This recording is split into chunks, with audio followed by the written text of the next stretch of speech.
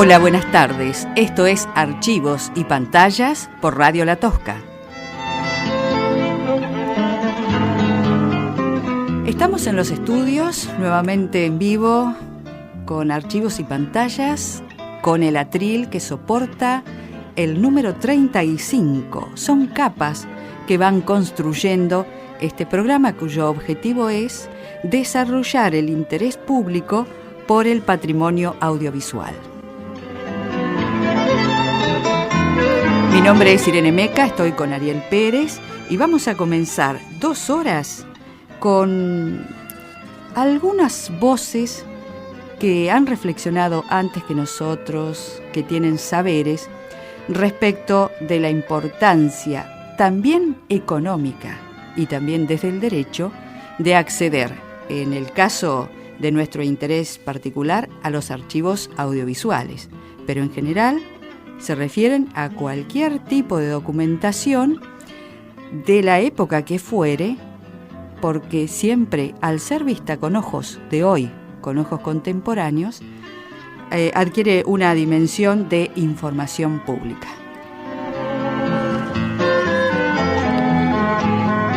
Podés escucharnos por internet.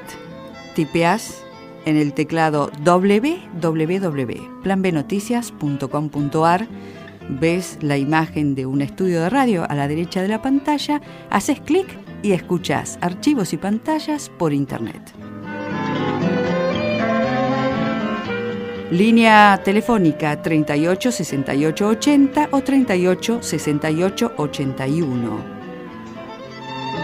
Nuestra página en el Facebook, para aquellos que quieren conocer todos los sedimentos que se han acumulado respecto de reclamos, notas, trámites, declaraciones, voces, respecto del proyecto de recuperación del archivo de imagen y sonido de LU89 Televisión Canal 3, pueden tipearlo así con el buscador y van a la página de Facebook. Y los archivos y pantallas, para aquellos que no usan Facebook, bueno, directamente a YouTube. Ahí los podés encontrar y podés escucharlo a la hora que quieras y tomar en cuenta los conceptos de alto interés público que desde los saberes y desde la ética, desde la solvencia profesional y desde el interés por un mundo mejor y una pampa mejor, han desarrollado una cantidad muy importante de voces. Antes de ingresar al mundo de la doctora Beatriz Ragland, abogada, que vino a La Pampa hace 2 o 3 días para dar alguna capacitación a trabajadores, vamos a avanzar diciendo que también estaremos en contacto con Aldo Copes, teniendo en cuenta y retomando aquella información que hemos dado hace varios días de lo que hace 13 años era noticia. Queremos saber, noticia a partir de los escritos de Aldo Copes, queremos saber si sigue siendo de interés público lo que dijo en esa oportunidad. Tengo en mi mano la arena del sábado 20 de mayo de 2000. Bueno, en un rato, después de escuchar a Beatriz Ragland, vamos a hablar por teléfono con Aldo Copes.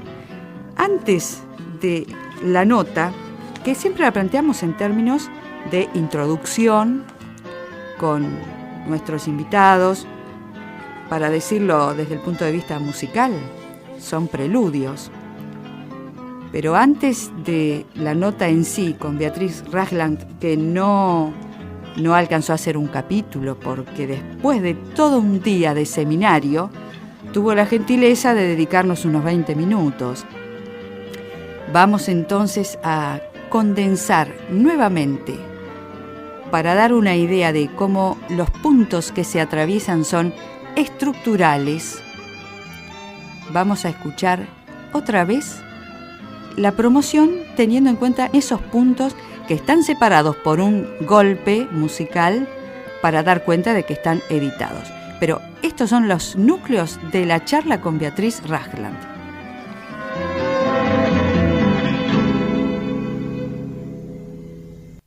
A mí me echaron de la facultad en el año 74. es decir, antes todavía de la dictadura, un rector de la Universidad de Buenos Aires fascista, que era Otalagano. Y entonces, bueno, estoy como prescindida y demás. A mí alguna vez me mandaron una notificación y demás. Yo nunca vi la resolución. Y hace un par de años yo dirigí a unos chicos que hicieron una investigación sobre universidad y dictadura, y conseguí el acceso para los archivos en la Facultad de Derecho, y encontraron mi resolución, que no estaba en ningún lado, pero la encontramos perdida por ahí.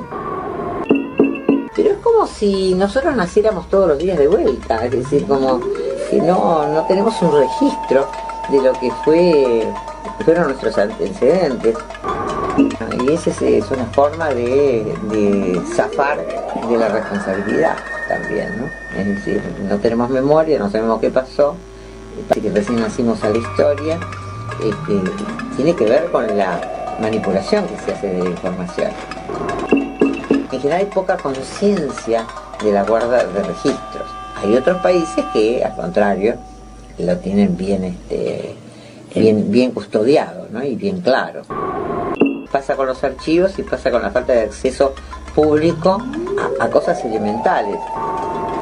Sí, en incumplimiento de los deberes de funcionario público, que eso es importante, porque un archivo que existe y no te lo quieren mostrar, ahí sí hay un delito de ocultamiento de algo que es público.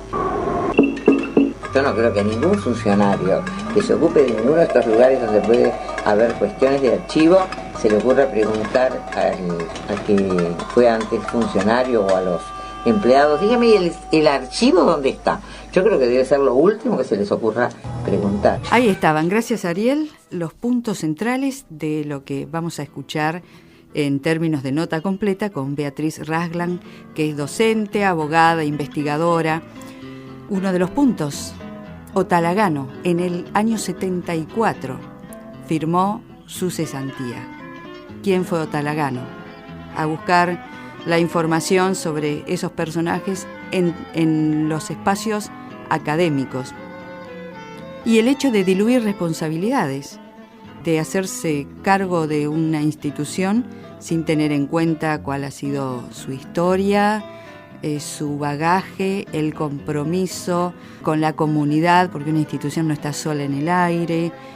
Entonces, la falta de acceso a los archivos, o lo que ella señala como que a los funcionarios que asumen no se les ocurre preguntar dónde está el archivo, cuando sería una cuestión central porque vertebran, organizan y otorgan sentido a cada una de las instituciones.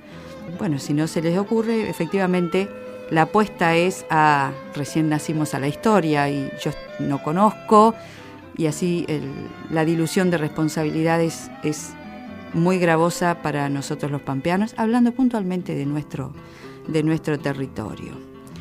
Un poco de música y la dedicatoria. Archivos y pantallas con Beatriz Rasglan está dedicado a Daniel, también licenciado en Historia, platense, que soportó la inundación y que podría dar cuenta y explicar a través de estudios históricos, de la mirada histórica, esas tragedias que podrían evitarse a partir de los archivos y la información pública circulando para todos nosotros. Tengo que presentar esta chacarera del 55 diciendo que hace unos días, la semana pasada, se cerró el Seminario de Vientos y Percusión.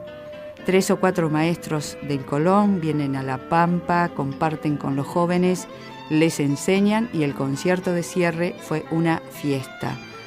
Hay que recordar y poner en perspectiva que la Banda Sinfónica de la provincia, denostada, ninguneada, menoscabada como organismo mediocre, asfixiada presupuestariamente, está teniendo unos momentos de gran fecundidad y de diálogo y musicalmente muy productivos. Ahora sí, después de decir esto, sí, este quinteto de vientos del Bicentenario hace la chacarera del 55 y después nos metemos en el mundo de los archivos.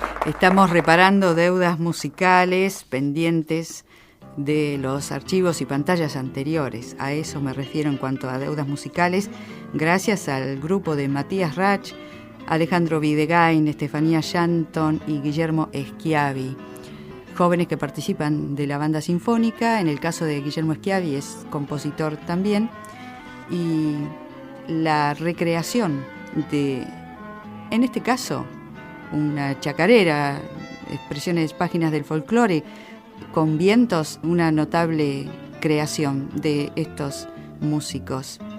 Ahora sí, la docente, investigadora, abogada, Beatriz Rasglan, va a transitar por los archivos en términos de su mirada jurídica, y el interés público queda expuesto, también las responsabilidades de los funcionarios que llegan a las instituciones o que las descubren y cuando se enteran de qué se trata se han ido. Y todo ello es muy gravoso para los pampeanos. Beatriz Rasglan, los 20 minutos, y después Aldo Copes. Desde el campo de la historia, Archivos y Pantallas ha tenido reportajes con historiadores, con investigadores, y han coincidido en la seriedad y en la gravedad de la ausencia de políticas públicas destinadas a la recuperación, conservación y uso social de los archivos. Uno de los extremos de los conceptos más urticantes, por llamarlo de alguna manera, fue el de Atilio Borón, que señaló la posibilidad de Argentina, un país zombie, por el estado catastrófico de los archivos en general, en tanto fuentes para decidir políticas a futuro, porque si algo no queremos que se vincule con lo fosilizado, ¿no? Bueno, el tema es así. Hay algunas cosas de archivos pero que son más bien de archivos secretos o cosas comprometidas desde el punto de vista político, decretos, leyes también secretas que no debería haberlas, que tienen un tiempo, ¿no es cierto?, para mostrarse. Otras cosas de archivo, viste, cuando te hablan de la desclasificación, por ejemplo, de los archivos de la dictadura o de los archivos de la guerra de Vietnam, que tienen en general una vigencia de 50 años para que se puedan mostrar. Pero eso está especialmente estatuido. Ahora, el tema de la dejadez con los archivos, yo creo que tiene que ver con una ignorancia, digamos, desde el punto de vista educativo, y que tiene connivencia con los presupuestos que en general se aplican para todo lo que tiene que ver con la educación. Entonces los archivos, me parece que es por ese lado el tema, ¿no?, de la dejadez. No sé si hay un empeño en dejarlos por alguna otra razón, de no querer hacerlos conocer y demás, pero no creo, porque eso podría ser respecto a un determinado periodo de la historia, de la política y demás, pero no en general. Y la verdad que todos los archivos están dejados. No sé el Archivo General de la Nación como... Bueno, ha tenido largas batallas, sí, cantidad de notas. Exacto, pero sí conozco que, por ejemplo, los archivos de los periódicos en la municipalidad, lo que es la legislatura, que están en la legislatura, son un desastre, están comidos por las ratas. Lo que son los archivos, por ejemplo, de las películas, han encontrado tesoros así incunables de películas, rollos únicos de películas en el Museo Ducros, y que están también medio comidos por las ratas o perjudicados por la humedad y que no se cuidan para nada. No es en todo el mundo así, pero en la Argentina particularmente hay una dejadez total para todo eso, ¿no? ¿Usted ve el quiebre entre vínculos, digamos, los saberes académicos que bajen de alguna manera, que lleguen, porque la conciencia de los claustros está, pero respecto de la gravedad de este no acceso, porque sí. ¿Cómo determinar políticas a futuro sin fuentes? Sí, no, los que trabajan particularmente con archivos, que, bueno, la gente cree que es solamente los historiadores, pero no solamente los historiadores, sino que no sé, se han descubierto cosas, qué sé yo, por ejemplo, sí, una anécdota personal. A mí me echaron de la facultad en el año 74, es decir, antes todavía de la dictadura. Un rector de la Universidad de Buenos Aires fascista, que era Otalagano. Y entonces, bueno, estoy como prescindida y demás. A mí alguna vez me mandaron una notificación y demás. Yo nunca vi la resolución. Y hace un par de años yo dirigí a unos chicos que hicieron una investigación sobre universidad y dictadura, y conseguí el acceso para los archivos en la Facultad de Derecho, y encontraron mi resolución, que no estaba en ningún lado, pero la encontraron perdida por ahí, más o menos como tirada por el suelo. Entonces, yo creo que es una dejadez, una falta de seriedad académica. Mangone avanza diciendo que las torpezas y las negligencias forman parte de una política de desmemoria. Sí, yo la verdad que no tengo los elementos para hacer, digamos, un juicio absoluto sobre eso. Porque, por eso que te decía al principio, es decir que no es que, a ver, faltan todos los archivos de tal año, que uno te podría, qué sé yo, supongamos que el gorilismo ocultara los archivos del peronismo y viceversa, y la izquierda, etcétera. Pero no es que faltan esos o están descuidados esos, están descuidados todos. Ese es el problema. Entonces, y la verdad que eso trae muchísimas consecuencias. Yo sé de geógrafos y de gente que trabaja con temas poblacionales que no tienen acceso a los censos, que es difícil conseguir los censos. Entonces se termina trabajando por fuentes secundarias, por alguien que alguna vez vio que había un censo con determinados datos, etcétera, etcétera. Y bueno, y eso obviamente que conspira en contra de la seriedad de las investigaciones que se hacen en todos los terrenos. Pero la seriedad de las investigaciones y de los planes a futuro. Sí, bueno, claro. Las estrategias las investigaciones políticas son proyectos, ¿no? Claro, Se sí. terminan en proyectos. Lo cierto es que es muy difícil, es un laberinto llegar a encontrar cosas que en otros países no pasa de esta manera.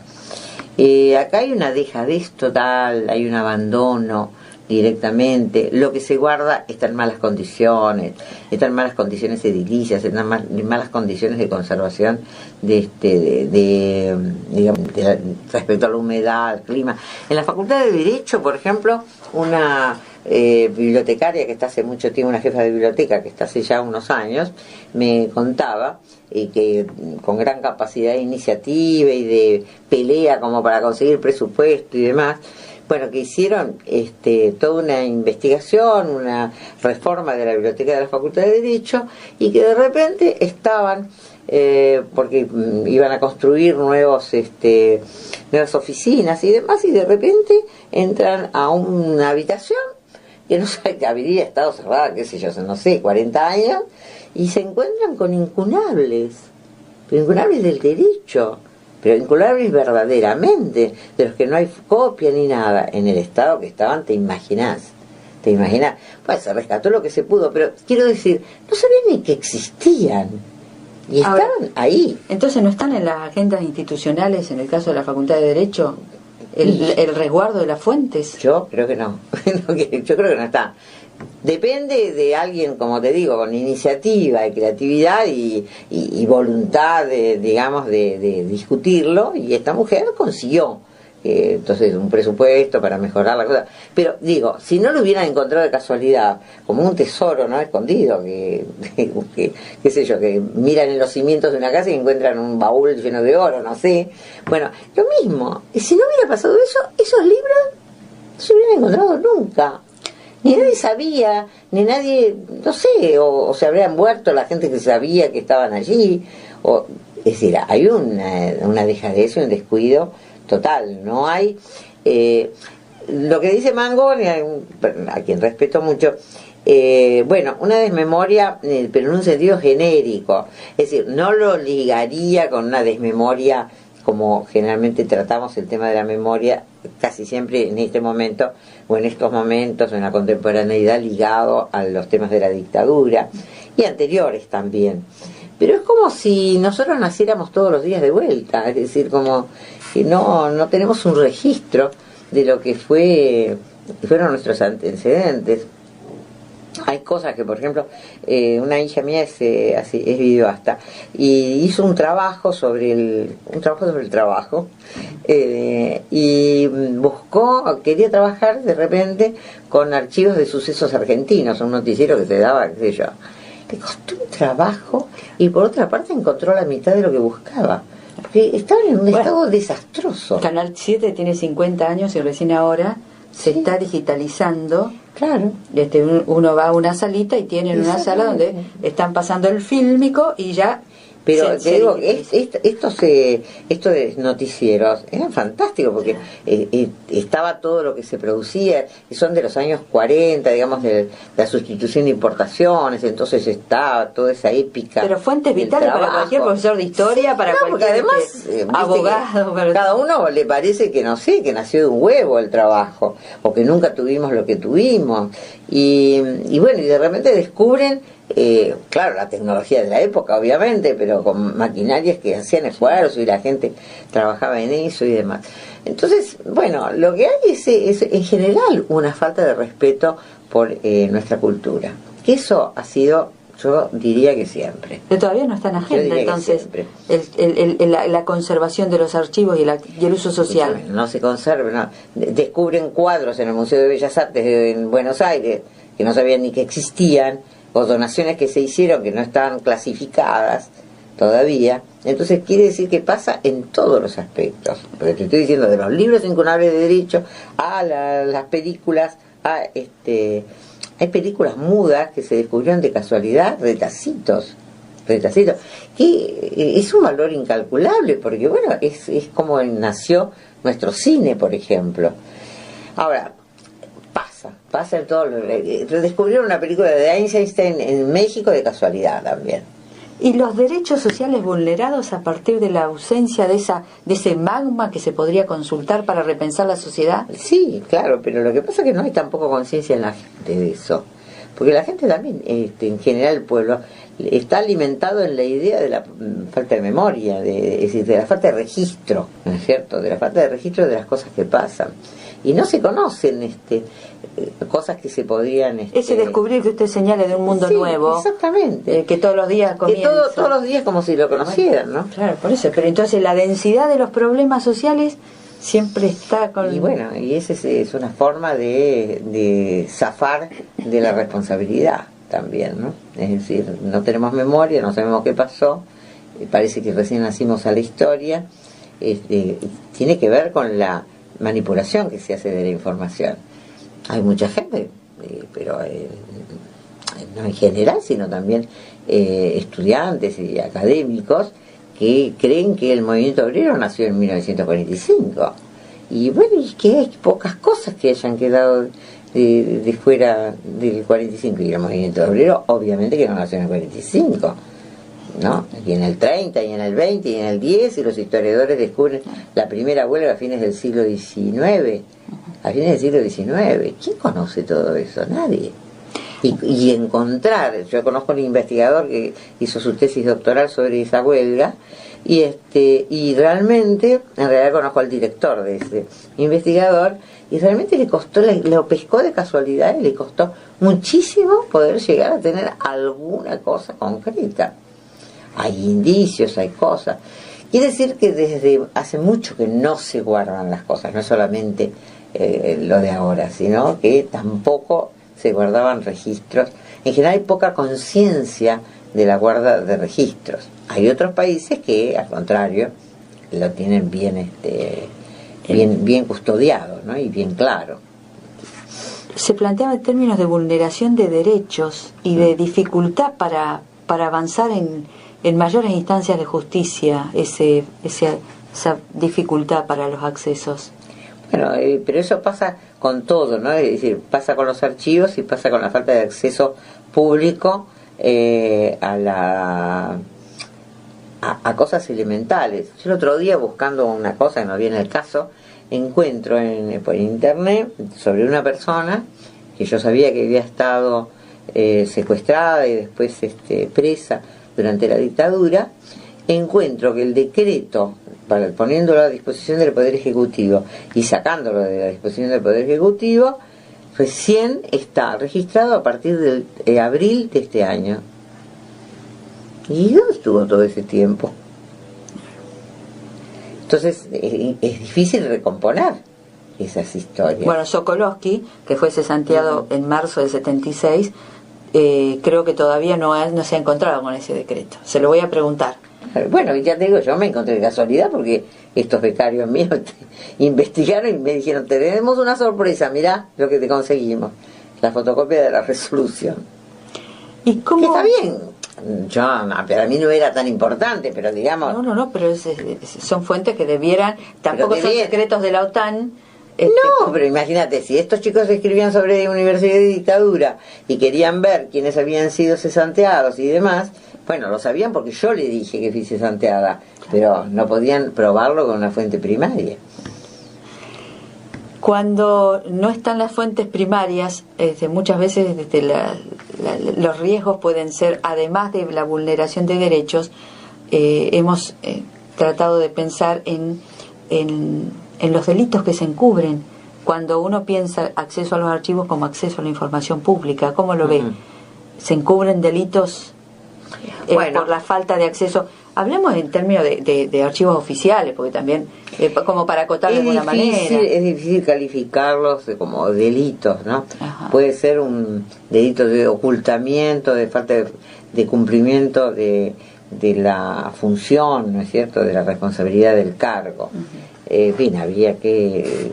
No quiero decir una cosa por otra, ¿no? No es que incurre en tal figura concreta. Sí, en incumplimiento de los deberes del funcionario público, que eso es importante. Lo que pasa es que como es histórico, el funcionario de hoy no se hace responsable, ¿no?, de lo que pasó ayer. Es lo mismo, qué sé yo, cuando fue la desgracia de Cromañón. Le tocó Ibarra, pero la verdad que le podía haber tocado cualquiera de los anteriores o posteriores, porque era una mecánica, era una forma de actuación esa. Entonces con esto pasa lo mismo. ¿Quién es el responsable de esto? Un tipo de ahora te puede decir, yo ni idea tenía que existía. ¿Y hasta dónde vas? Entonces es muy difícil responsabilizar a quién. Ahora es medio abstracto, ¿no? Sí. Se torna medio abstracto.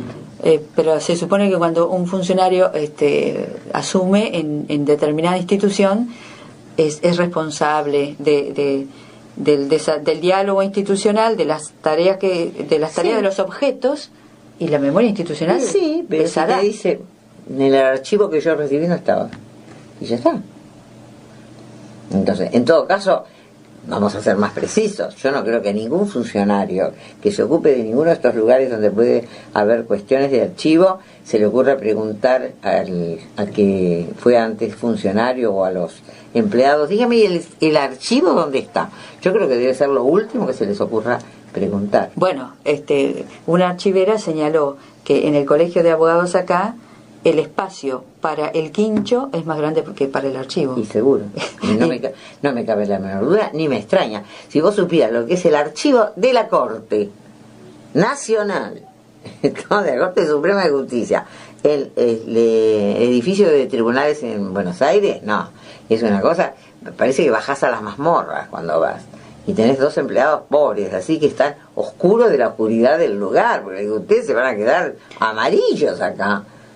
Y tenés que ir por pasillos y cosas para llegar al archivo de la Corte, que lo tienen bien clasificado, pero no le importa a nadie eso. Pero porque no se debate sobre el pasado presente. Mirá, ¿Dónde están las falencias en la puesta en...? Hay cosas que son relativamente recientes, por ejemplo, archivo. Ahora hay archivo, hace muchos años, ya hace varios años, hay archivo de las sucesiones tramitadas. Que si no es un lío, porque no sabes si hubo una sucesión, no hubo una sucesión. A veces hay familias que aparecen después, qué sé yo, te puedo dar un caso. Pero es una cosa relativamente de los últimos 20 años. Bueno. Y antes no tengo. Del registro de la propiedad difícil encontrar datos. Y ahora sí, pero antes no había. Entonces, desde el año tal tenemos. ¿Y antes qué pasó? Bueno, Entonces, no había menos conciencia todavía. Silvia Romano, la directora del centro de canal de la universidad, del Centro de Documentación Audiovisual que está en la Universidad en Córdoba, que es la que hace la investigación sobre los desaparecidos y busca hacer producciones. En ese centro se hacen producciones con todo lo que se puede recuperar de la vida de cada uno de los desaparecidos dentro de la Universidad de Córdoba. Comienza el libro que hace un inventario del estado de los archivos audiovisuales para, digamos, focalizar un cachito, diciendo el deterioro es crónico de los archivos, pero la conciencia del deterioro es reciente. Eso es muy cierto. Yo pienso que no soy experta en este tema, pero me parece que es bien cierto eso. Sí, pero aparentemente esa conciencia no avanzó tanto como para poner en uso social materiales que no catalizarían cambios sociales. El tema es así.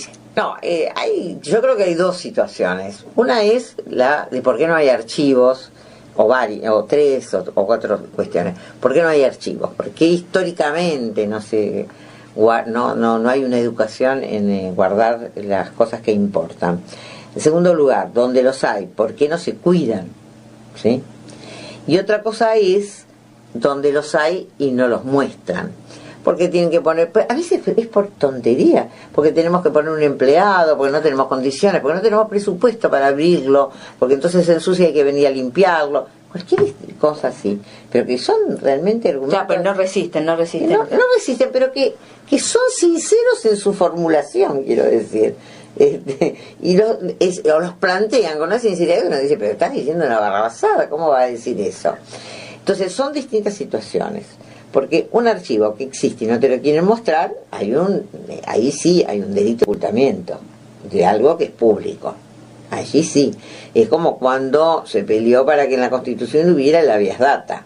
No, es decir, el derecho a que yo conozca qué antecedentes tengo y cómo estoy catalogada, aparezco con una deuda que a lo mejor no tuve o nunca me la levantaron o cómo es la cosa.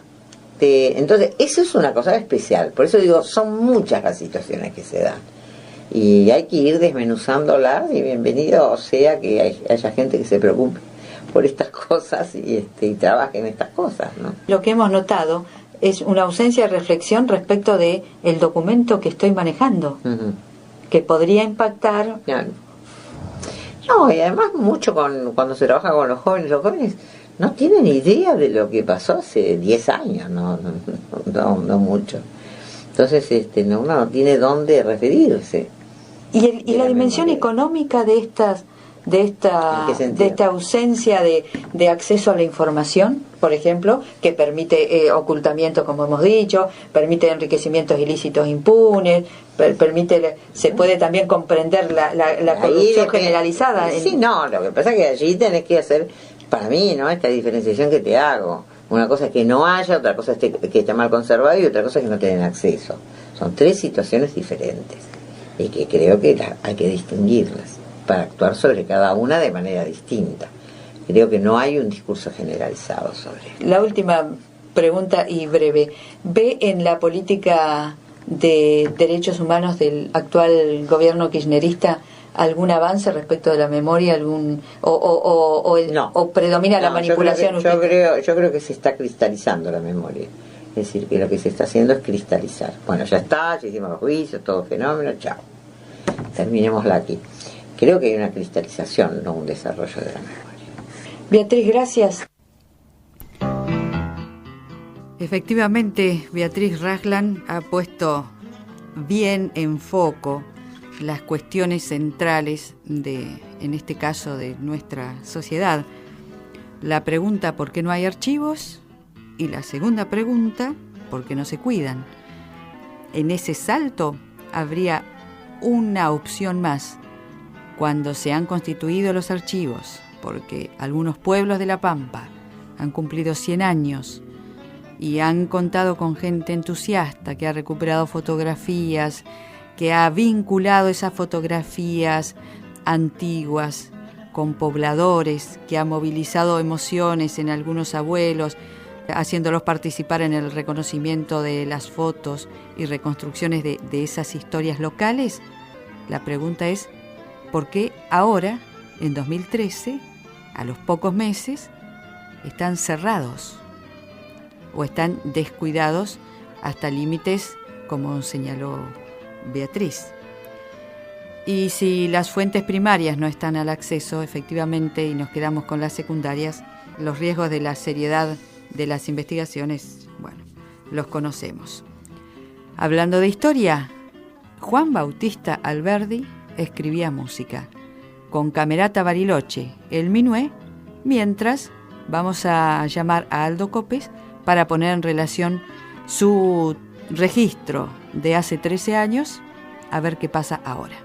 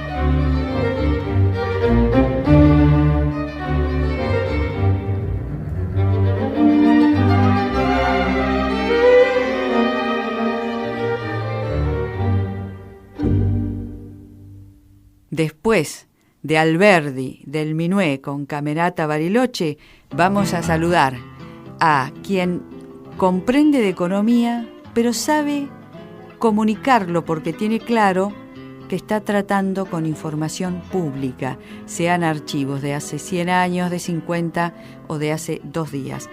Aldo Copes, ¿estás ahí? Sí, buenos días.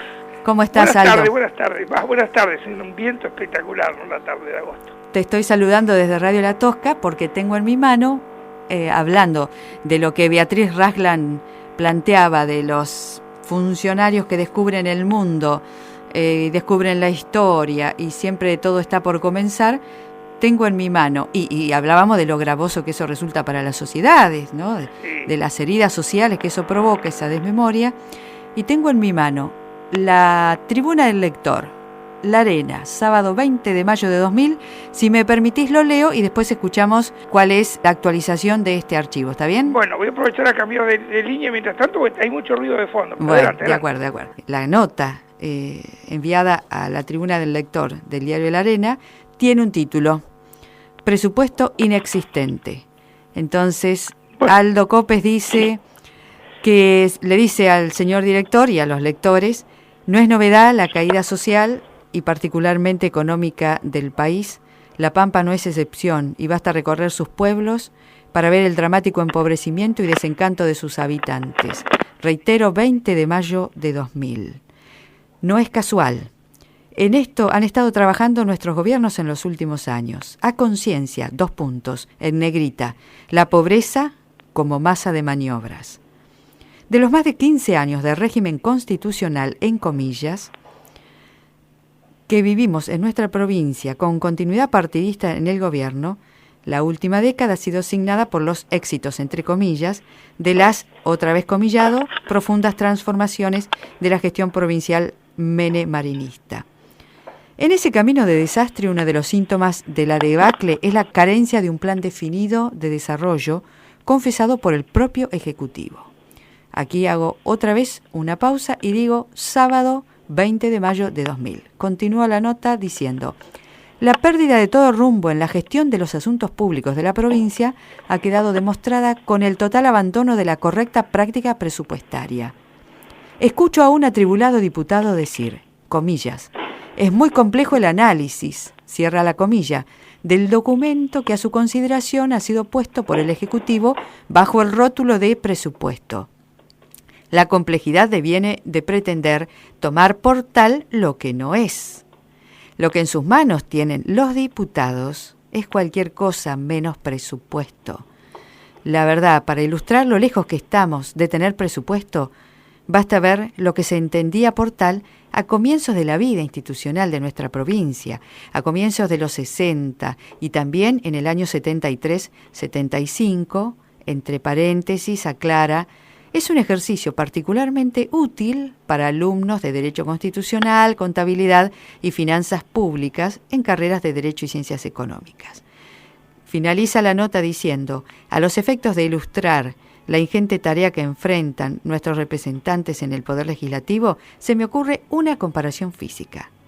Lo que tienen bajo examen es una especie de tetrabric. De capas translúcidas se sabe que contiene algo. Se supone que es lo que la etiqueta dice. Desilusión. La verdad es que pese a la forma y a la etiqueta, lo que contiene es una sustancia, tiene la forma que aparenta porque está envasado, pero no es presupuesto ni nada. Algunas sugerencias para comprobarlo. Señores diputados, revisen y comparen cualquier presupuesto de años recientes y las respectivas cuentas de inversión, y verán cómo desaparecen de las últimas toda referencia a la ya menguada información sobre la utilización y distribución del personal. O cómo el gasto en bienes que parecía muy específico en el presupuesto se diluye en la rendición de cuentas. Advertencias. No abrir el envase. Eso está en mayúscula fija. No agitarlo. Es descartable el envase que está en manos de los legisladores, por lo que una vez en manos del Ejecutivo, que sí sabe manipularlo, por obra y gracia de la aberración legislativa denominada, entre comillas, Ley Complementaria Permanente de, y cierra comillas, su contenido será trasvasado y modificado a piacere.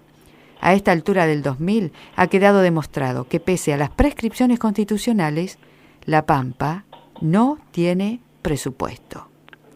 No es nada, nada. Gracias, señor director. Aníbal Cope, su número de documento. Y así finaliza la nota con una nota posterior que dice que prefiere no hacer referencias escatológicas, que la expone solo en ámbitos más íntimos. Aldo, esto es, aún con las ironías que, digamos, construyen esta nota, lo que queríamos preguntarte es, en 13 años, vos estás diciendo no hay presupuesto en el año 2000, lo que aprueban los diputados es nada. Queremos escucharte a 13 años. Sí, como bien decís, en ese momento como desafío usé de la ironía. Hoy es una amargura total releerlo, paradójicamente porque se cumplieron todas las malas predicciones. Este es, con 3 años más, 3 años menos, es nuestra década en La Pampa. Y justamente es una provincia que muestra todos los síntomas de autodestrucción y además con signos de complacencia de los propios integrantes de ese aparato que la burguesía ha denominado gobierno, ¿no? Es decir, miremos para atrás, recordamos lo que eran las proyecciones que esperábamos de cualquiera de los discursos de presentación de proyectos, y miremos a dónde fue a parar la población y cuál es el estado en que nos manejamos en materias como salud o educación, y vemos que no hubo ninguna seriedad en ninguno de esos documentos, ninguno de los discursos que acompañaron cada uno de los 13 presupuestos que han pasado. Cuando decimos el Estado en salud y educación, ¿podríamos plantear una paradoja a todas luces evidente? Enriquecimientos privados, vaciamientos públicos. Hablo a nivel médico y hablo a nivel educativo. ¿Se puede plantear así en referencia a esto que vos decías, síntomas de autodestrucción? Sí, ese contraste es notable justamente. Alguna vez paseando por Ciudad del Este, sorprendida mi esposa me decía las monstruosas referencias que había de automóviles de lujo y algunas residencias en los alrededores de esa ciudad, y los contrastes, ¿no?, de la pobreza. Y yo lo redondeaba matemáticamente por esa tendencia que tendré por mi formación, y le decía, dame 1000 pobres y yo te devuelvo un rico. Uh-huh. Es decir, dame la cantidad que necesites, de cuánto querés hacerte de rico, y yo consigo los pobres, que va a ser necesario. A eso se refiere la pobreza como masa de maniobras. Y claro, y no hay ningún contraste, es decir, y no es ninguna paradoja, digo, es una lógica total. Tremendo. Sí. Yo construyo esas riquezas individuales de acuerdo con los pobres que pueda. Por eso La Pampa y por eso la historia de sus pueblos, ¿no? La perspectiva que tiene un joven en un pueblo del interior, como no sea seguir una carrera de mentiras a través de un partido político, es de pobreza. Después te voy a preguntar respecto de una consigna política catastrófica también, pero en cuanto me quedé con el punto, los síntomas de autodestrucción, sí. ¿Cómo se relaciona con estos presupuestos que reciben los diputados y la falta de acceso a la información pública puntualmente? Bueno, es que justamente el comportamiento que tenemos como grupo humano es totalmente disociado de el interés que nos debería plantear el tratamiento de las cuestiones comunes. Por eso, en sociedad, la palabra política es trastocada de tal manera de referirla a discusiones en determinados ámbitos y no a discusión de temas comunes. Para darte una idea, cuando se le advirtieron al actual gobernador, ya en su primera gestión, las perspectivas de despoblamiento de La Pampa, y me estoy acordando, se me fue Alberdi, la consigna gobernar es poblar. Así es. No, esa consigna a lo mejor ya no es cierta y la estamos negando. Dejemos atrás el pasado. Es decir, como consigna la debemos estar considerando falsa porque nadie la ha reivindicado y públicamente el gobernador explicó, porque ni siquiera podemos decir que necesite justificar, que la caída de población en los pueblos se debe a que ha cambiado la modalidad de producción. Vaya gracia, ya sabíamos que el capitalismo avanzaba en ese sentido, ¿no? Uh-huh. Es decir, en el concierto mundial, y el pueblo de La Pampa no está dispuesto a discutir, no, nosotros no, o vamos a hacer una cosa distinta, uh-huh. La Pampa no tiene sentido que haya gente. Es decir, por darte un lugar tampoco donde no tiene sentido para el esquema económico mundial, es África. Por poner dos casos así que golpeen, sí. Si en África y en La Pampa se muere toda la gente, el sistema económico no pierde nada.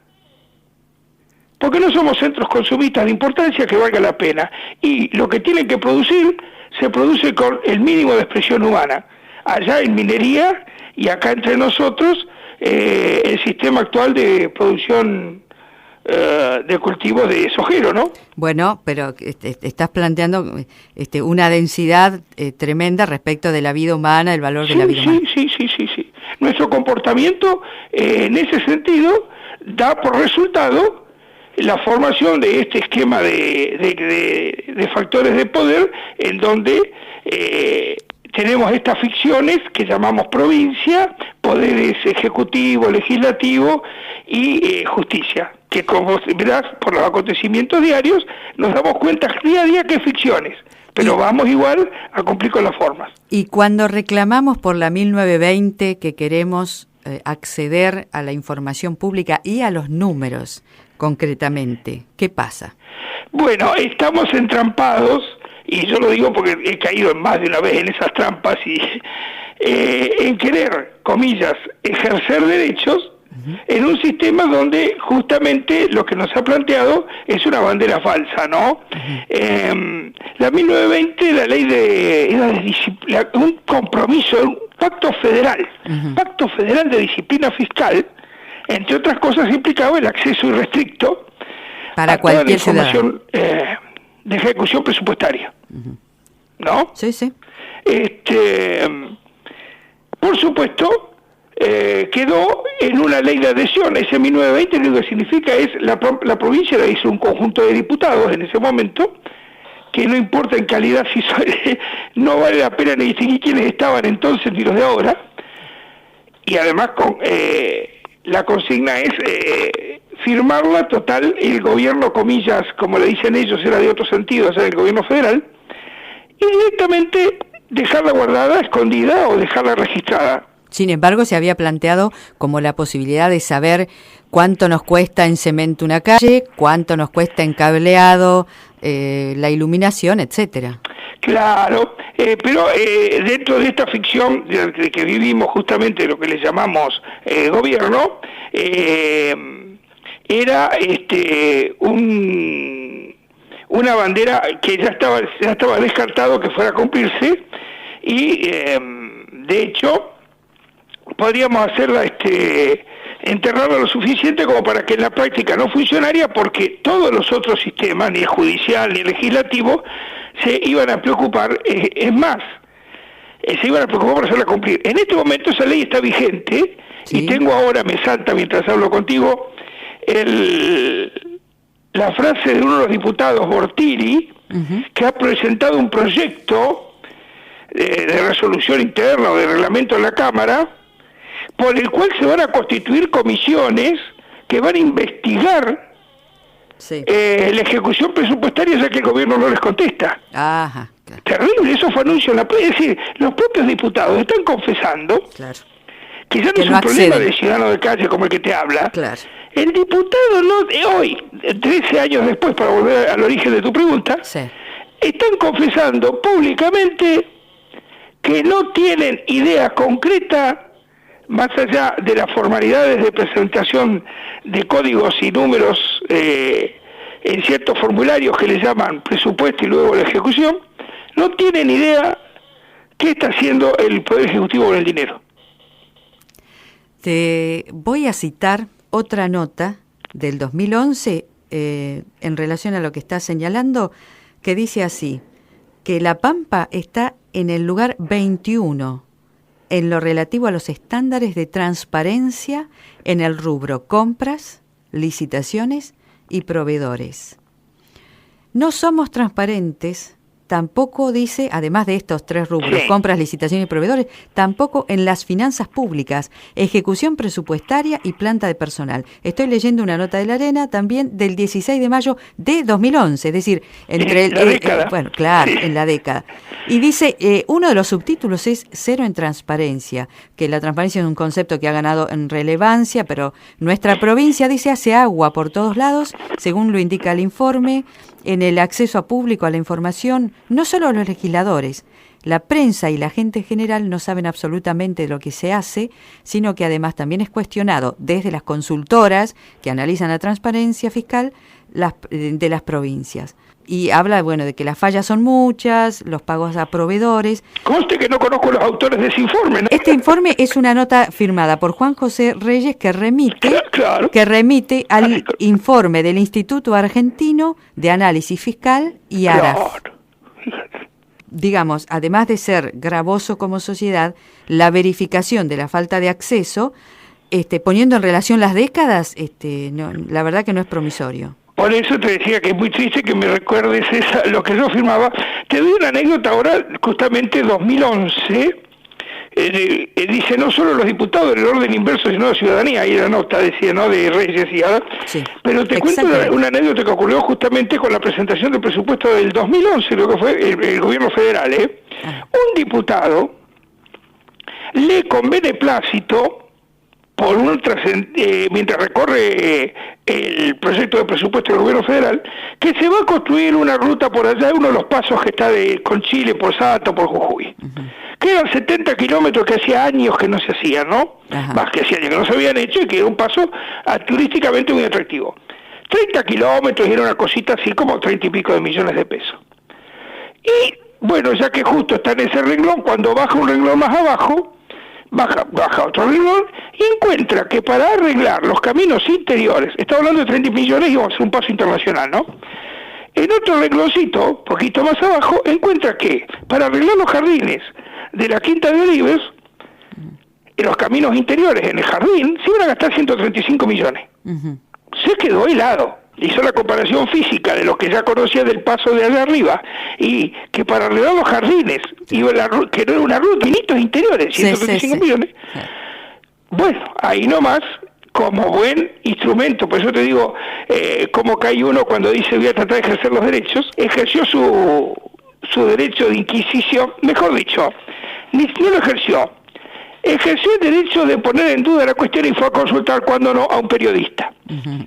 Lo charla con una periodista que se sorprende también, porque había ido a hacer reportajes y va a hacer la consulta. La periodista esta, muy mandada, se manda con el secretario general de la presidencia, que yo no sé si era Parrilli, y le cuenta, dice, ¿cómo? No necesitan nada, está todo bien esos caminitos. ¿Cómo que 135 millones de pesos? Me acabo de enterar. El secretario general de la presidencia, que es el hombre que lleva las cartitas y los proyectos de ley del Ejecutivo al Legislativo, dice, no puede ser eso. ¿Cómo que no puede ser? No, nosotros no hemos dispuesto nada de eso. El secretario general de la presidencia diciendo que era mentira lo que decía el proyecto oficial que estaba en la Cámara de Diputados. Claro. ¿Cómo terminó esta historia? Una ordenanza dejó el domingo inmediato anterior a la apertura de sesiones, al lunes que se iba a inaugurar el tratamiento del tema, una cartita del secretario general de la presidencia diciendo no hagan caso del renglón tal de la página tal del presupuesto, táchenlo. Ficción completa. La ley de leyes, que supuestamente con eso suplió la firma de la presidenta, y desapareció la partida, no nos quejemos. Está dentro de la antología, se supone, ¿no? Sí. Y tuvo trascendencia, por supuesto lo cuento porque como ciudadano común lo pude seguir. Claro. Bueno, en relación, tu nota de hace 13 años, la nota que difunde Vía Reyes sobre falencias, dice que las fallas pampeanas son muchas, en cuanto a pago de proveedores, registro de proveedores, consulta de proveedores, dice que La Pampa está en los lugares más abajo, con Santiago del Estero en el penúltimo lugar, y dice que brillan por su ausencia algunos datos que debieran estar. Por ejemplo, dice datos fiscales, monto total acumulado, lo que se ha ido abonando a los proveedores, etcétera, y dice... reitero que es la nota del 2011. Claro, la del 11 que cumplía 10 años también. Claro, bueno, acá dice brillan por su ausencia. Sí. Ahora, quiero poner esto que estamos hablando en relación, poder ejecutivo y poder legislativo. Teníamos un profesor en historia que nos decía, si ustedes quieren realmente saber qué pasaba, por ejemplo, en una frontera entre indios y gauchos y soldados, miren las guías de campaña.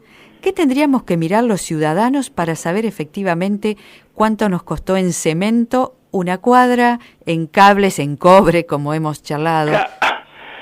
¿Qué debiéramos mirar? Mientras charlaba contigo me recordaba una referencia que hace a poco te contesto tu pregunta y lo quiero tener presente. Uh-huh. Sí, el instrumento que realmente refleja el efectivo desembolso y en qué circunstancias y destino... ¿Sí? Es lo que se llama orden de pago. Claro. Es el documentito final.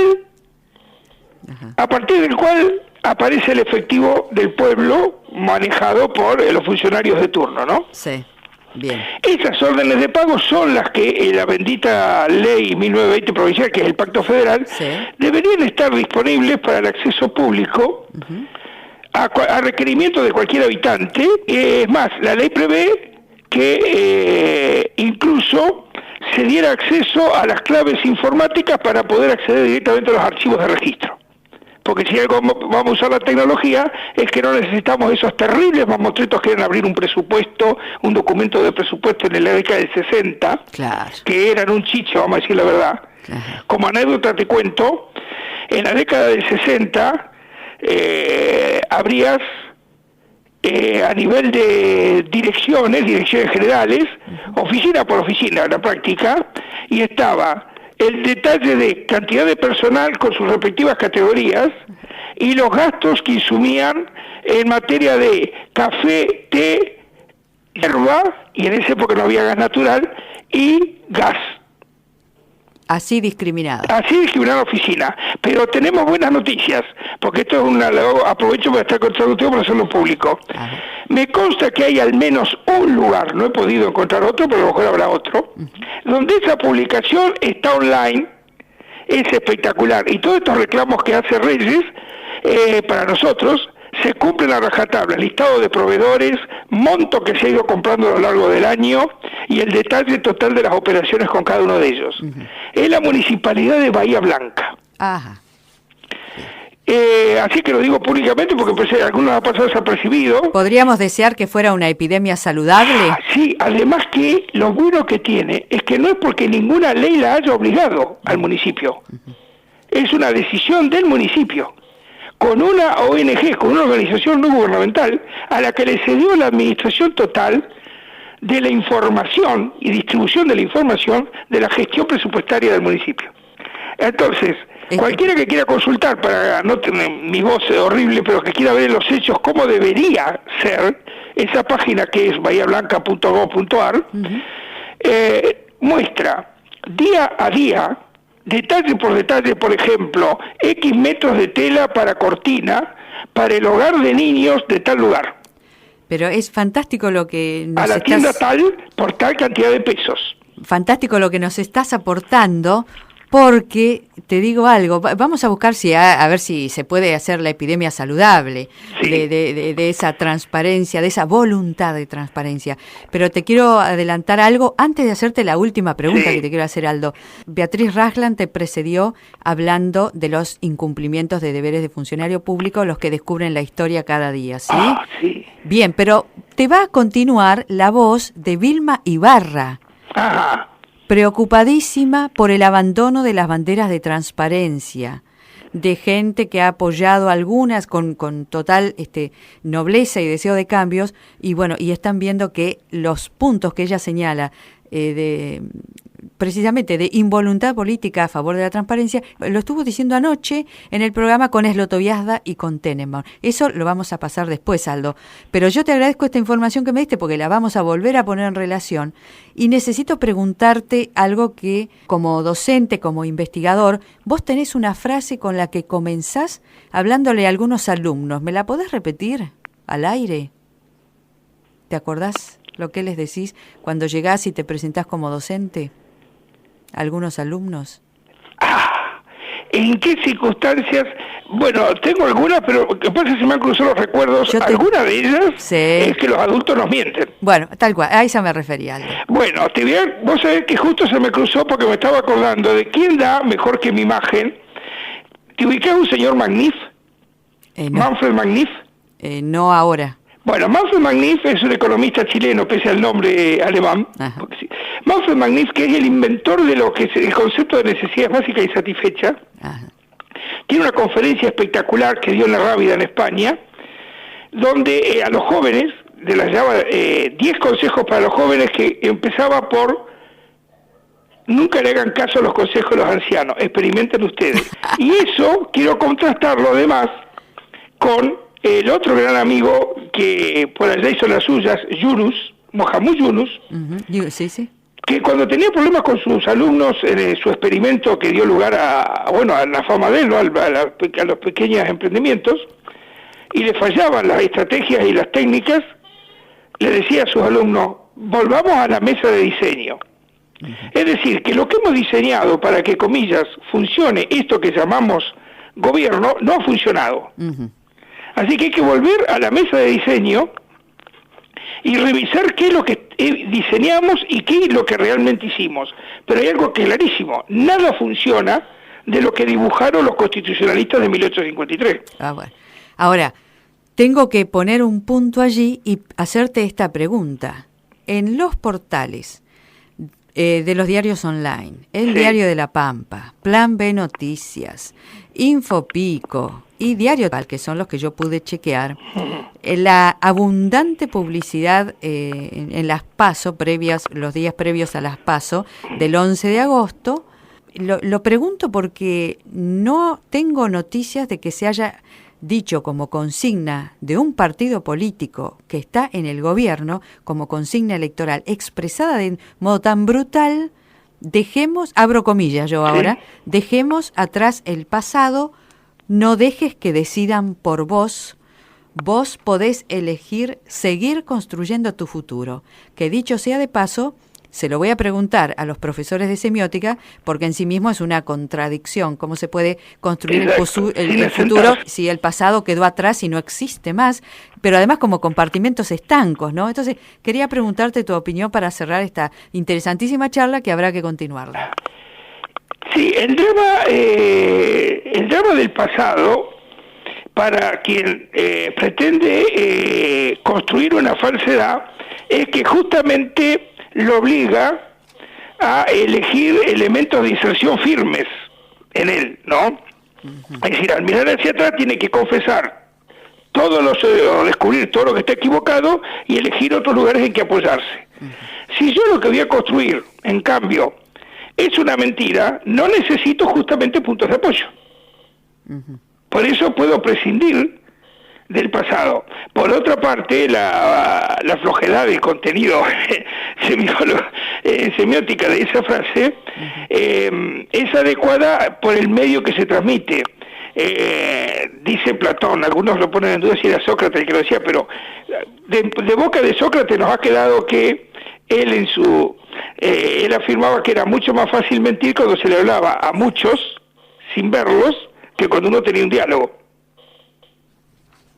¿no? Es decir, ¿cómo arrancaba el demagogo? El demagogo se construía escribiendo frases banales, total la escuchaban muchos y podía decir cualquier cosa. Bueno, precisamente la semana pasada en el Archivos y Pantallas anterior pasamos la voz de Sergio Massa diciendo dejemos atrás el pasado, pero dicho oralmente, que uno puede decir, bueno, fue el contexto, etcétera. Ahora, acá escrito en la pantalla como spot fijo, digamos, anclado en la escritura, ¿no? Sí, bueno, esa es una invocación sentimental que justamente te aleja del raciocinio. Fíjate que esa frase sería una frase tanguera, ¿no? En un drama de amor, dejemos atrás el pasado, y hablemos de otra cosa y del futuro. ¿Por qué? Porque justamente no estoy hablando más que de sentimientos, nada totalmente ajenos a lo que hoy nos lleva, que es la política. Cuando yo hago esas invocaciones, desvío justamente el cauce natural del raciocinio, lo anulo, claro, porque apelo a sentimientos nada más. Te agradezco por estos conceptos porque también están en relación con lo que pusimos la semana pasada, que Moca señala como desquicio, ¿no? El desquiciamiento en el debate político. No se puede discutir tampoco, ¿no? Si no hay puntos de apoyo. Exacto, no hay exactamente. Lo que hay es discusiones anecdóticas, y justamente como no hay ni siquiera información de un lado de lo que supuestamente son las gestiones de gobierno, con lo cual es imposible construir del otro los elementos, sino con elementos que son divorciados de lo que es la gestión patrimonial del pueblo, no puede haber discusión política, exactamente. Me quedo con la frase discusión patrimonial y después quedará para los próximos encuentros el perjuicio patrimonial, lo dejaremos también, ¿no? Sí, no, el perjuicio patrimonial es a nivel pueblo, ¿no? Es decir, el patrimonio popular, el nivel pueblo, real sentido de la palabra, ha sido terrible. Recorrer hoy los pueblos respecto de lo que incluso era otro modelo, que no es que esté defendiendo un modelo anterior.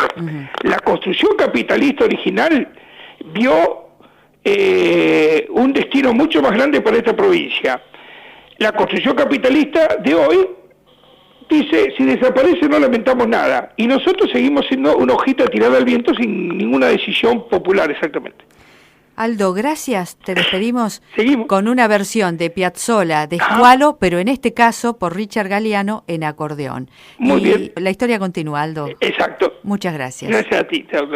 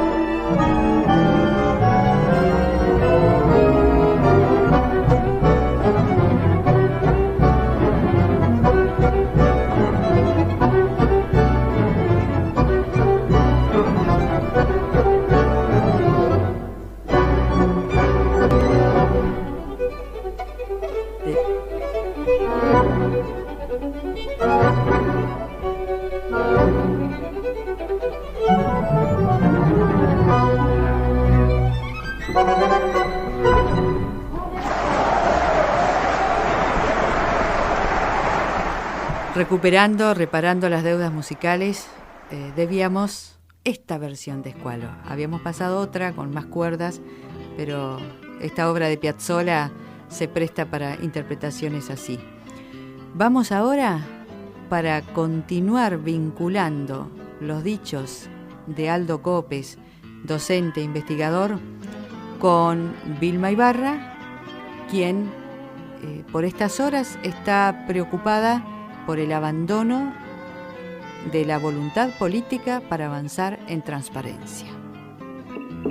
Sería bueno que lo claro, reitere. yo le comentaba recién que en el 2008 Massa era jefe de gabinete y vino a ser el único informe que hizo en la Cámara de Diputados como jefe de gabinete, y yo pedí la palabra y hablé unos minutos y le pedí expresamente que viniera Moreno a ser interpelado en el Congreso para que explicara el funcionamiento del INDEC, la intervención del INDEC, cuál era la metodología para medir el IPC, qué era lo que había pasado con la gente echada del INDEC. Y él, me acuerdo que me hizo una contestación polite, como políticamente correcta, y yo en la réplica volví a insistir y le dije, y quiero que usted asuma el compromiso a que venga. Y eso fue muy fuerte, yo incluso me valió una crítica, un enojo muy grande del gobierno. Digo, yo he tenido posiciones críticas también con Jaime en materia de cuando se trató aerolíneas. ¿Y eso que hacías desde Nuevo Encuentro, vos y otros desde Nuevo Encuentro, hoy no lo ves? Sí, no, yo efectivamente lo toleraban. En Nuevo Encuentro seguramente no se sumaban, yo era la más crítica en estas cosas, pero había un espacio para hacerlo.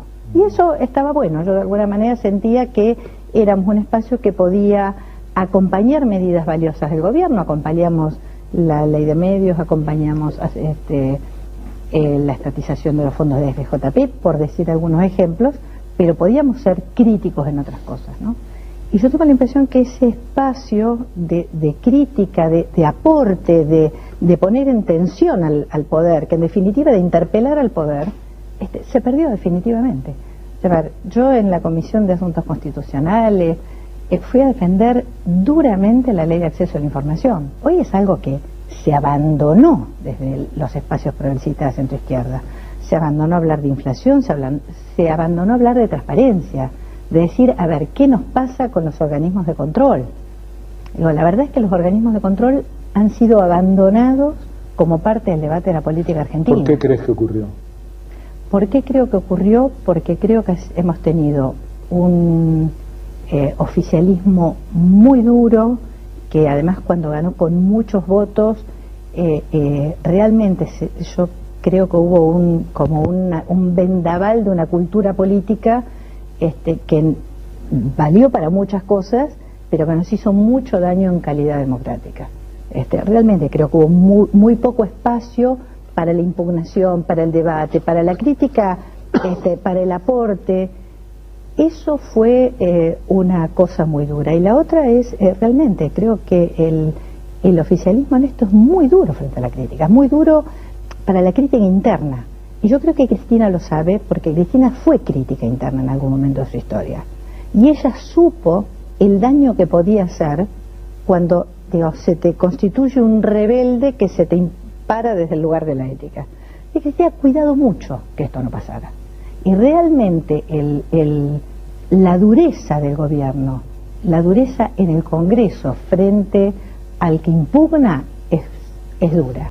Si vos me decís qué es lo más valioso que tengo de todo este proceso de legislación, yo fui 6 años senadora, 4 años diputada, es haber aportado ideas, es haber podido discutir que, por ejemplo, el decreto de necesidad de urgencia, yo no estaba de acuerdo con el gobierno que el DNU siguiera de por vida, y yo voté en contra de esa parte y argumenté por qué. Tengo la impresión que es un momento de blancos y muy duros. Yo la verdad es que no me siento parte de la oposición dura, de esta oposición que descalifica, que insulta, no me siento parte. Yo reivindico haber acompañado al gobierno en esto. Yo seriamente creo que fue para mí el mejor gobierno que tuve en democracia, con muchísimas críticas, es cierto, con cosas que seguramente no me gustaron, pero fue un gobierno que hizo mucho por la Argentina en materia de política de derechos humanos, de independencia del Poder Judicial, en materia económica. Para mí fue un buen gobierno. Creo que el primer gobierno de Cristina fue más difícil, fue realmente más difícil y tuvo ya cosas más cuestionables. Cuando decís el mejor gobierno de democracia, hablas del de Néstor Kirchner. Sí, claro. Todo el proceso. No, el de Néstor. El de Néstor, y creo que para mí hay un cambio muy fuerte entre el de Néstor y de Cristina. Yo creo que después del proceso en el campo, que fue un proceso muy traumático, además muy mal manejado, que puso en tensión a la población en la Argentina en general, que yo creo que además no había nacido para eso. Realmente había nacido como un tema fiscal, y lo terminamos convirtiendo en alguna otra cosa cuando se estaba discutiendo un impuesto. De alguna manera estábamos discutiendo un impuesto, y era un impuesto, a mi juicio, correcto, pero que había posibilidad de márgenes de maniobra. Creo que se tensó en una batalla que nadie pensó darle. Cuando Martín Sabatella te recrimina haber publicado esto en Clarín, sí, ¿Te parece una recriminación válida? ¿Te parece que es una chicana? A mí me parece una recriminación tonta. Si me decís el calificativo que buscaría una recriminación tonta. Es una recriminación tan tonta como todas las veces que yo lo vi a Martín Sabatella sentado en TN, lo vi escribiendo y pidiendo que lo publicaran en Clarín, y como vi al gobierno de Néstor dándole todas sus primicias en aquella época a Clarín, digamos, con lo bueno y lo malo. Mira, si hay algo que a mí no me pueden tirar en la cabeza es Clarín. Yo, no solo porque voté la ley de medios, porque fui insospechada de tener ningún vínculo ni con Clarín ni con ninguna otra corporación mediática, digo, a mí me parece valioso discutir las corporaciones mediáticas. La verdad es que me parece un debate interesantísimo para la democracia argentina. Ahora, convertir en esto, en que todos los malos están allá, entonces voy a invalidar cualquier opinión, cualquier cosa, cualquier publicación, hasta mencionar, esto lo que significa es ser funcional para la ausencia total de debate. Si yo no puedo publicar en Clarín porque soy de la Corpo, no puedo publicar en La Nación porque soy de la Corpo, y los demás medios los maneja el oficialismo, la verdad es que se empieza a hacer muy difícil el debate político en la Argentina. Yo, la verdad es que lo que siento es que voté a favor de la ley de medios, que tendrá sus dificultades, sus cosas. A mí me parece interesante poner en debate la pluralización del acceso a los medios de comunicación. Vilma, como una progresista desencantada del Nuevo Encuentro y de alguna medida del kirchnerismo, el 11 de agosto. ¿Qué voté? Sí. Para senador lo voté a Claudio Lozano, porque quería que llegara al piso para poder participar, y me parece un excelente diputado. Concuerdo en algunas cosas con él, no con otras, pero me parece un excelente diputado. Y le quería ayudarlo con el voto. Y a diputados lo voté a Lustó. A Martín. A Martín.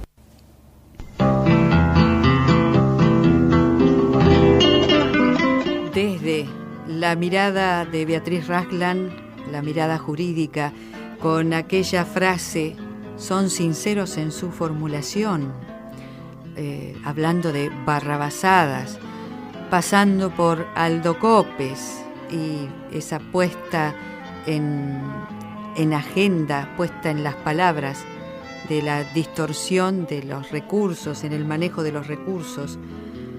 Venimos a cerrar este Archivos y Pantallas número 35 con la desazón de Vilma Ibarra alertando la involuntad política de avanzar en transparencia. Y ahora vamos a nuestra sección de qué se ve, qué no se ve.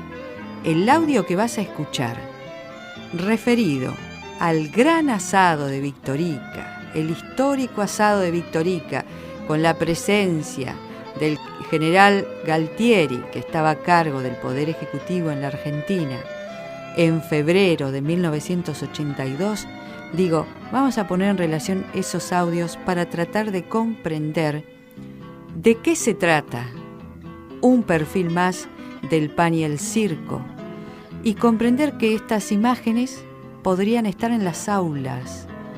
Un docente debería a esta altura tener un lugar, un espacio físico en Canal 3 a donde ir y decir, quiero ver las imágenes del asado del siglo. Pero perfecto, tome asiento, chequéelas. Quiero llevarme una copia para los alumnos. Perfecto, lleve una copia porque es información pública, porque son imágenes generadas en un canal público, sostenido con dineros públicos. Bueno, eso aún no existe. Entonces, sí hay imágenes de las carpas de las más de 10.000 personas que fueron al asado del siglo, y las imágenes del asado y la gente trabajando y demás. La voz que vas a escuchar es la de Sergio Villarroel, que vino a La Pampa para hacer la cobertura periodística. Y vas a escuchar la voz del entonces gobernador José Teleriarte. Bueno, después saca tus conclusiones.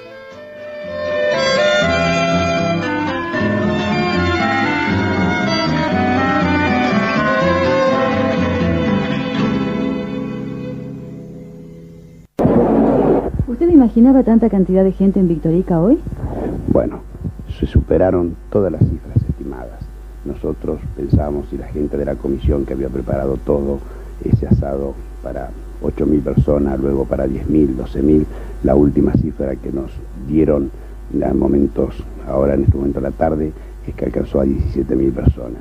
Esa gente fue por propia voluntad y eso es lo importante, ese poder de convocatoria de todos los pampeanos de asistir a su centenario, porque no fue el centenario de Victorica, sino el centenario de toda nuestra provincia. Me llena de orgullo porque realmente toda la población ha respondido estando en Victorica acompañando al señor presidente. Señor gobernador, el presidente dijo en reiteradas oportunidades que estaba muy satisfecho y orgulloso por lo que había vivido y sentido en la provincia. Usted, que estuvo cerca de él, ¿cree que realmente fue así? Lo ha dicho en forma sincera y muchas veces veía sus gestos cuando toda esa gente, condición humilde, de cualquier condición, se acercaba para pedirle una firma, un abrazo, extenderle la mano, o muchos chicos para darle un beso. Eso lo hacía con ese cariño que ha demostrado el presidente y se fue realmente satisfecho en estas 48 horas que estuvo en nuestra provincia de La Pampa.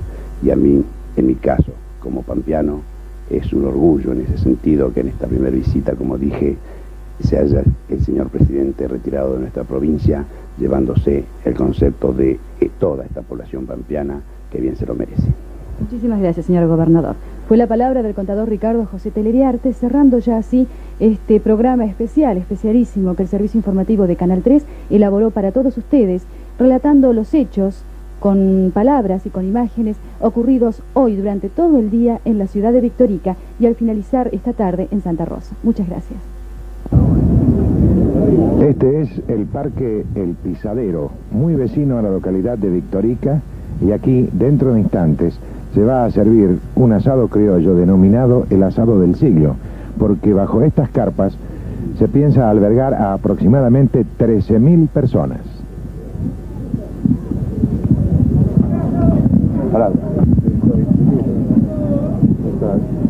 El invitado de honor, por supuesto, y quien va a presidir esta fiesta será el señor presidente de la Nación, Teniente General Leopoldo Fortunato Galtieri, y el personal que va a atender al primer magistrado, a su comitiva y a los 13.000 comensales está listo para iniciar su tarea.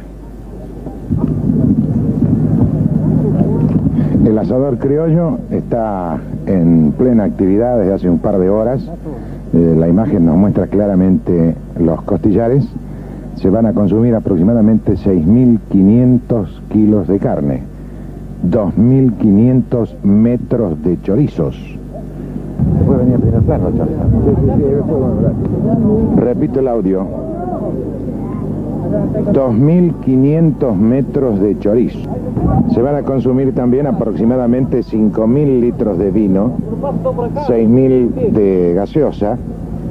Hay 200 kilogramos de verdura, 15.000 empanadas y el postre estará constituido por helados, 12.000.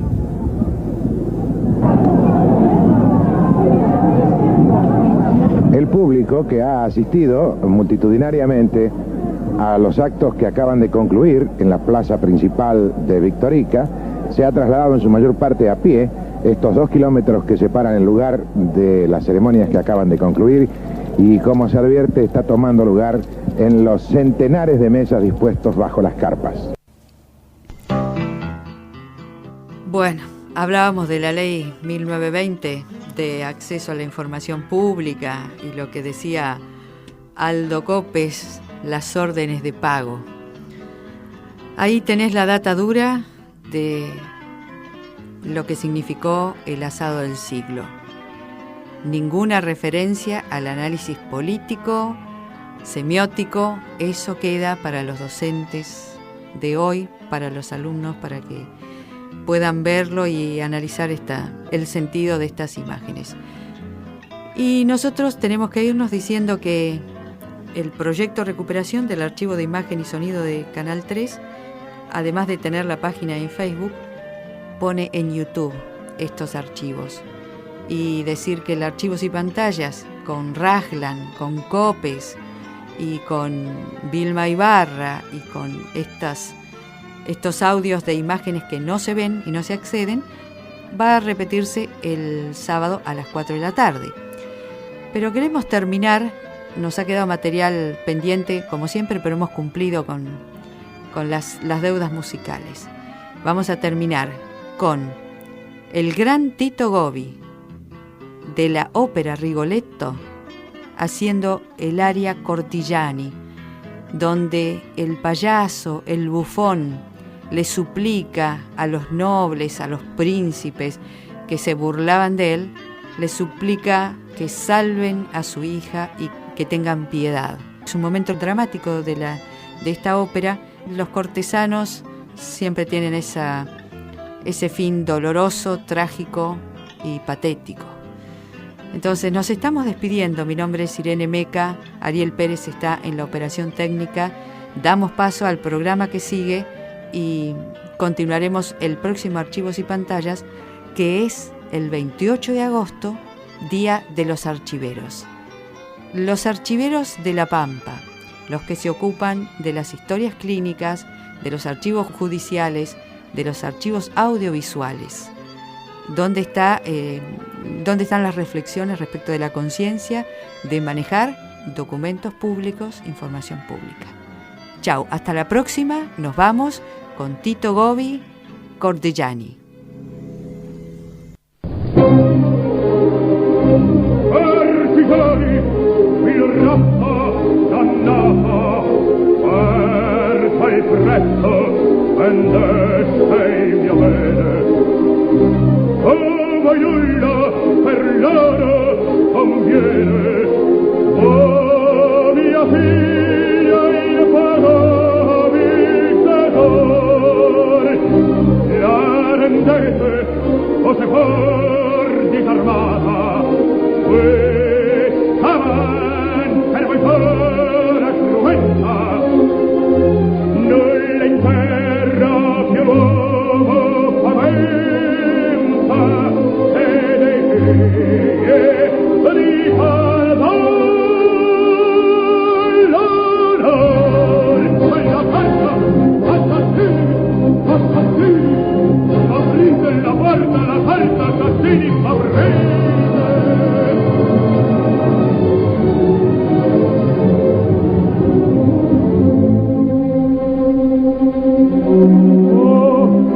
Voi tutti a metro venite, tutti contro me.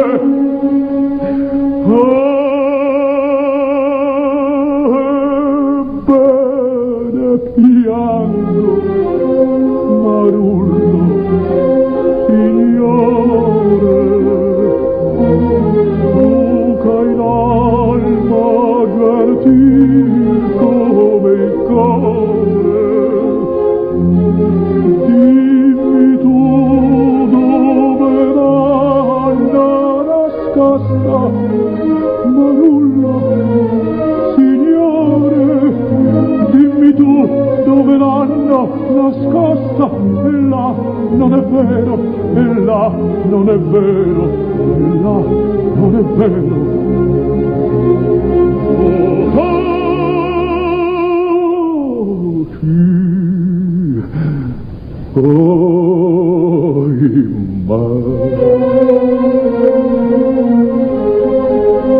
Miei signori, perdonate,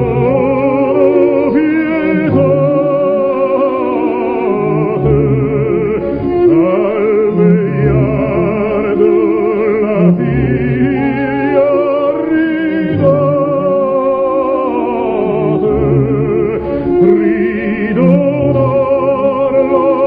voi nulla costa, a voi nulla costa, tutto il mondo salvia e per me, signori, perdono, pietà, ridate a me la figlia, tutto il mondo salvia e per me, ridate a me